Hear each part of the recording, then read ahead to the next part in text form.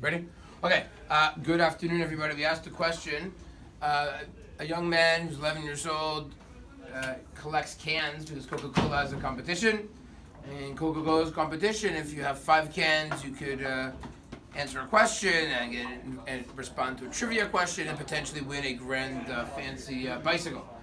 So this young man who's 11 years old collects 10 cans. And what does he do? He gives 5 cans to a friend of his as a gift. Both of them enter into the contest, and lo and behold, the friend answers the trivia question and wins, and is chosen to win the grand prize of the bike.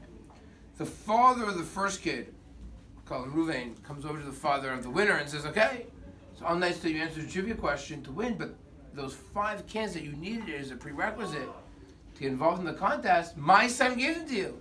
Therefore, I'm entitled to half the value of the bicycle. That was a question that was posed.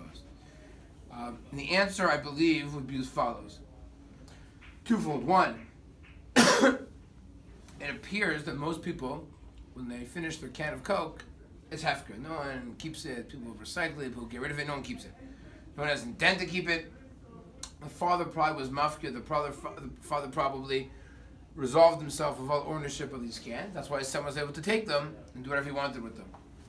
And therefore, since they don't belong to anybody, the son can then give them to whom he pleases and return them to the father, because the father would own the cans, but since there's something like no one owns, people give them up. And besides, many people, if you want to tell me when enter a contest, most people, when they buy things in the back of a cereal box, no one even enters those contests most of the time. Very few. So therefore, they really have no value, because so few people enter, and even if you want to tell me that you want to keep it because you might enter, you never even go through with it. So therefore, the son is allowed to give it to whomever he pleases, and if that kid won, that kid won. It appears to be fair and square.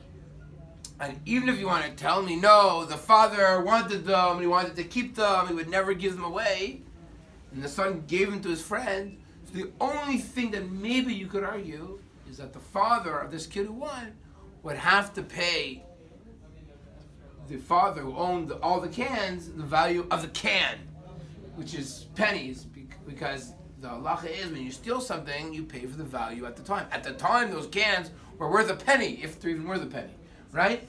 10 cents, or if you were able to return them, right? In other words, you can't return for money in Ontario, unless it's beer. So if it's just a regular can, has no value, whatever, 1 cent, 2 cents, maybe that's the value that he'd have to pay him back.